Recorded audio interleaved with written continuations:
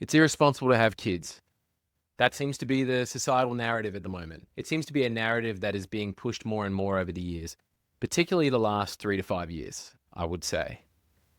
It's pushed from the top. It's pushed from TV. It's pushed from TV shows and movies that it's irresponsible if you want to have kids, if you want to bring the kid into this world. I find that a lot of posturing being like, see what an ally to the world that I am. I'm such an ally to Mother Gaia. And sure, you might actually believe that it's irresponsible to bring a kid into the world. Whatever you want to think is totally up to you and whatever you want to believe. But this is why I don't believe that's the truth. This narrative that it's irresponsible to bring a kid into the world is something that I do not subscribe to. I have 5 children. At the moment, I am open to more children. I love being a dad. I love being a family with my kids and my wife. And it's something that I'm very passionate about. I also believe that if you want to have a family, you should have a family. You're not responsible for anyone else but yourself and your family. And as a parent, I believe that your responsibility is increased, obviously. As a parent, you're responsible to the people that you do bring into this world. You're responsible to provide for them, to love them, to teach them, to guide them, to treat them kindly, to show them how to treat others, and to love them unconditionally. They're all incredibly crucial things. And if we don't have that as a child, we suffer. We suffer as a child if we don't have them. So that's really important that you provide those things for your kids. And in my belief, where society gets that wrong is they focus solely on the financial aspect of things. They focus on it's so expensive to have a kid. And what would they do, if we couldn't provide a good life for them? Who's to say what a good life is for the kids? Because a kid doesn't say to their parents, unless they're taught, Mum, Dad, you need to give me more money. Maybe that's the case, but as a blanket rule, that is rarer. That is much rarer. Rarer? Anyway. But it's far more rare that would happen. Kids want to spend time with you. I talk to parents that quite commonly, friends and family as well, that talk about, no, only 2 kids for us, or only the one for us, etc. It's just so expensive, all this sort of thing. And the kids are still very young. They might be 2 or 3. My question is, how is it so expensive for you? Yes, other kids have different needs, special needs, etc. Things do run up the cost sometimes, and different opportunities and whatnot. That makes sense. However, to feed them and clothe them and all these other things, it doesn't have to be something that you're breaking the bank over. To provide good food for them, you don't have to shop at the major supermarkets, which are the most expensive. In Australia, we have Woolworths and Coles. And then to provide meat and other things like that, you can go to the supermarkets, but there are many other places to go. I know for my family, I want to give them as much good food as possible. The best, obviously, you want to give them the best that you can. So I shop for meat at the butchers, at different butchers around the place. Anywhere that I think does really well done meat and really quality meat, but that is also cost effective. Yes, you can go to gourmet butchers, and if you want to do that, do that. Me, I want to get good value for money, quality meat. That's where I want to go. I want to look for that for my child. I want to look at that for me. Like, that's what I want to do. I want to eat that sort of stuff as much as I can. And I want my kids to eat well. I also go to fruit and veggie markets, and there are plenty around the place. You can look for them. That's fine. Maybe link up with some local farmers. There are now subscription services that provide those vegetables and fruit for a fraction of the cost comparatively to the major supermarkets. And depending on where you are in Australia, obviously we have that here, and I know in America and the UK, they do the same. But you can do that. That's fine. And your bill goes down quite a lot. And there's different ways of doing things. You can make your own food. You don't always have to get things pre-bought and stored just to give them food. You don't have to do that. Odds are you can make better, healthier, tastier meals at home yourselves. Doesn't mean you can't have fun, you can't eat out, all that sort of stuff. You can do whatever you want. But it's not the most expensive thing. You don't have to subscribe to this narrative that just isn't accurate. It's just not accurate. If that's your opinion, sure. But it's not a blanket statement that kids are too expensive, it's irresponsible. That's a wild judgment call to make. And it's just a judgment call. You're judging what it is for everybody. And that's not the case. You don't have to do that. You can. You can spend all your money buying the food and all these other things, but you don't have to. You can get quality stuff for a really fair price. You just got to look for it. It's just not as easy. There's not as many of those stores. Or maybe there are, but then maybe not being convenient, but they definitely aren't as marketed as well. So you've just got to do your research. Go out there and look. That's it. That's all you got to do. Now, I've got 5 children. We have 3 girls, 2 boys. And they're all from 10 and under. So they're all pretty close together. Every 2 years, it seems to be the schedule we didn't know we were working on. So with the kids, I know that being a dad is the best thing that's ever happened to me. And I'm sure my wife would agree that being a mother is the best thing that's happened to her. Obviously, we love each other very much, more than anything. But our children, we love them more than anything. And I know that as parents, we really enjoy that role.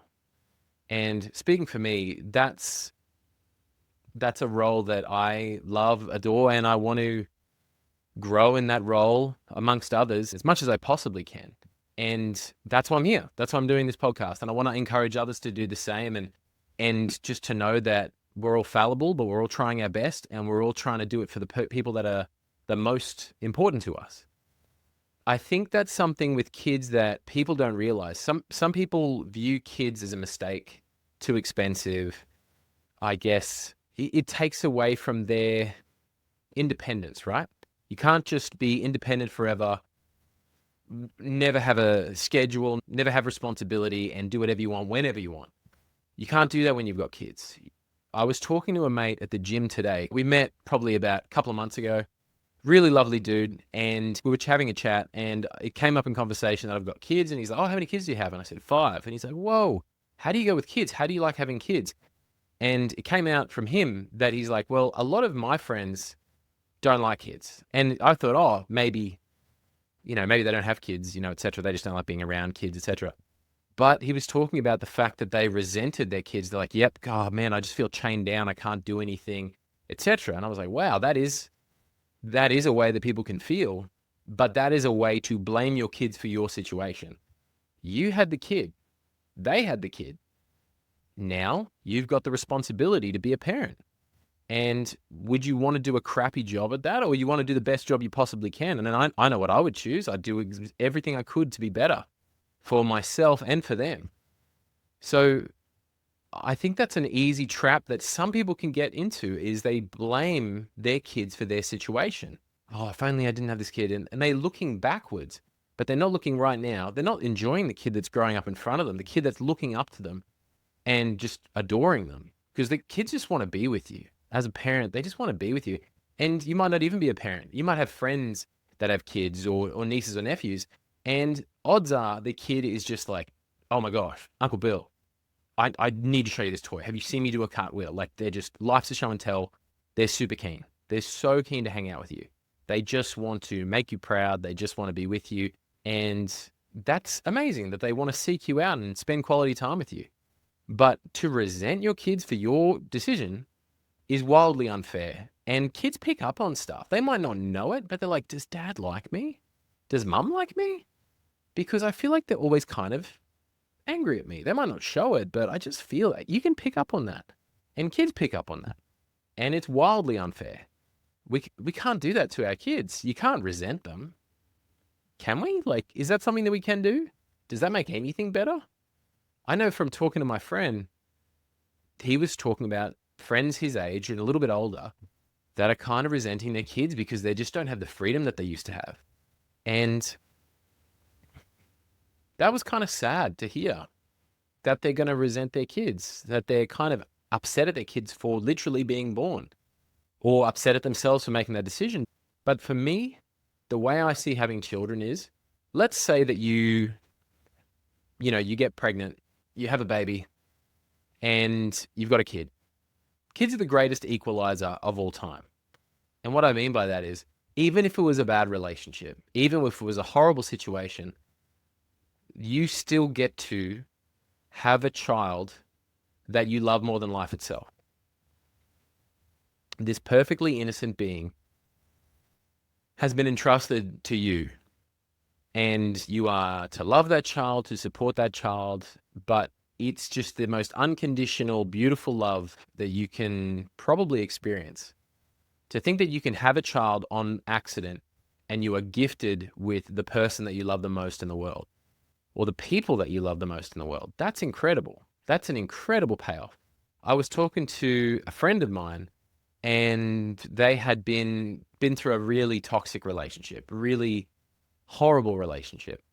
And they were very depressed, and they were married. They ended up having children. And I was talking to them about this, and I said, isn't it incredible that even though you had the worst relationship of your life, you were still left with your kids that you love more than life itself? And they were like, yeah, it's beautiful. It's amazing. And I just think it's something that people overlook. They overlook the people that their children are and who they make you to be. You get to grow exponentially. You get to help them grow exponentially. And it's such a beautiful thing to be able to do that. And the fact that you can turn the worst thing in your life into the best thing in your life. The best thing in your life can come out of the worst thing. That's a pretty incredible situation. That is reality. And I'm not saying that everything justifies everything. I'm not saying every situation is the same. But I'm saying, as a general rule, incredible good, the best, basically, can come out of a terrible thing. And with children, that can be the case. And I'm not telling you to go and shack up with some random abusive dude, because that is a wild move. That is a wild move. Please do not do what you want. But like, that's a wild move. You can't just don't call my bluff, basically. Okay, I won't talk about that. So when we found out we were having our fifth child, our third girl, she broke the tie between the girls and the boys. She was the tiebreaker. I was nervous because 5 kids. I had never imagined myself having 5 kids. I'd never imagined myself having 4, to be fair. But I love kids. I love being a dad. I love seeing who they are as individuals. I've got 5 incredible little ones, and I love who they all are. They have things that frustrate me, of course, and I frustrate them, I'm sure. But the good beautifully outweighs the bad. It's a no-brainer. Like, the good far outweighs the uncomfortable, the inconvenient. Because it's not bad. It's just inconvenient sometimes.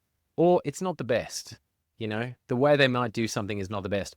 And I'm guilty of that too. So I think being a dad of 5 has taught me at every step of the way, with 1 kid, 2, 3, 4, 5, just different levels of myself as a father, as a man, as a husband, as a person, how to manage time better, how to just grow so much more. And it's the most worthwhile thing that you can do in your life, in my opinion. And that's why I'm open to more kids. I'm totally open to more kids. I'm not in a rush to do anything, but hey, if it happened, yeah, cool. Father of 6. I'm open to that. That's fine. But I think just the narrative nowadays is the opposite of family and is the opposite of community. I think it's just another way to divide. I think it's just another way to push about division. And if you don't want kids, then you probably shouldn't have kids. That's the other thing. If you don't want kids, sure, that might be your choice. Other people might choose differently, and that's fine. Why do we make people feel guilty for their choices when it comes to having a family? If you think it's irresponsible that they have children financially, see how it plays out. See if they make enough money to provide and still give them opportunities and things like that. But just to make a blanket statement that, no, they're going to have a bad life because they don't have money, who are you to say that? Who are you to say that? Does that mean that tribes, like in different countries, in really poor countries, people and family in poor countries, have bad, unhappy lives because they might be poor or poorer than you, that's an incredibly arrogant thing to think. That's an incredibly arrogant thing to think and very close minded when you think about the fact that it doesn't have to all look the same. You don't have to have all the luxuries of Western culture or of a first world country just to have a good life. Amazing things have come out of third world countries. But I think to just throw all of that away because you think that they wouldn't have enough money is crazy. Who are you to say that? And I think that's where society really goes wrong with that. They've made this blanket statement that just isn't accurate. My kids have helped me grow as a person. It's grown as a father, as a husband, as a man. Every category of my life, I've grown. I've become better because of them and who they are and who I've had to be to help them. And I see them grow also from who I am and from who my wife is and who we put around them to show them community and love and teach them things and come alongside them and incorporate them, giving them responsibility when is appropriate, working together as a team. And that's something we talk about a lot, is that as a team, we work together. And if you want things to go easier, we all have to contribute. And I know that some parents don't agree with that. Some parents believe that kids should kind of coast for as long as possible, particularly when they're kids. You're like, oh, don't let them do the dishes. Oh, don't make them do the laundry or bring the bins in. Chores are fine. Chores are fine. It's just, if we don't appreciate them, then that's not cool. Like, we need to appreciate them helping in their way or them doing their best. You're teaching them along the way on how to be productive and have purpose and to contribute and to be responsible and to be vigilant and work hard and all these things that will help them in whatever they choose to do, wherever they choose to be and things like that. These are things like you're teaching them independence because we don't want them to be dependent. Like, we don't want them to be dependent on us or on the next person. We want to teach them how to grow as people so that they can be as independent, as capable, and as fruitful as they possibly can in every part of their life. I think that's another common misconception, is that some people think that you need to coddle your children, you need to comfort your children, you need to be there for them. But to teach them or to comfort them, you can be alongside them as well. In my opinion, that's better than just focusing on the negative all the time. Let them feel pain, let them feel hurt, comfort, be there for them so that they know that you will be there for them. Be there for them as much as you can, but also teach them like, hey, I'm here all the way. I'm sorry that it happened. Come with me. I'm going to show you how we're going to do this together so it's going to work out way better the next time we try. And then sure enough, they know that you're there, you're guiding them, you're with them, that everything's okay, everything will be okay, and that you're going to teach them. That's an incredibly comforting thing for them. And you're giving them the tools to not be in strife or trouble or have these issues later on. Being a parent is the best thing ever. What I keep finding with having children is that I didn't know what I was missing out until that person was here. When I first was married and then we first had a child, I had no concept on what that would be. I always wanted to be a dad, but I never knew what it would be like to be a dad. So for me, my thought was, well, maybe I have to portion out my love now, where I've only got this finite amount and there's a bit for her and a bit for the baby and that. And I've just got this finite amount. But when you have a child, your love doubles. That was such a beautiful thing to realize when my first daughter came along, is that the love that I had just doubled. And I was like, that is awesome. And then sure enough, my second daughter came along and it grew again. It tripled, and then my two sons and then my daughter again. It just, the most enormous amount of love. And I think to know that when you have a child, that love is just there and it doubles and triples and etc. That's an amazing point for kids, to have kids. Now, if you don't want kids, you probably shouldn't have kids. but I think that the kids are the greatest thing of all time. They're pretty great. So that's why I have 5. And that's why I'm not ruling out having 6 or 7, etc. I don't think my wife is either. And we'll see how we go. But we've got a 5-month old at the moment, and she's number 5. So we'll see how we go. But that's where I think the reality of having kids and the societal narrative of having kids differ incredibly. They are two different things. One is about family and love, togetherness, growth and life. And the other is about, don't do that. That's irresponsible for everybody else. And I don't think that's true. And that's why I think you shouldn't always listen to narratives pushed by people who aren't you. You should listen and decide whether that's something that's accurate or that's completely inaccurate, or they are speaking from a good place or not.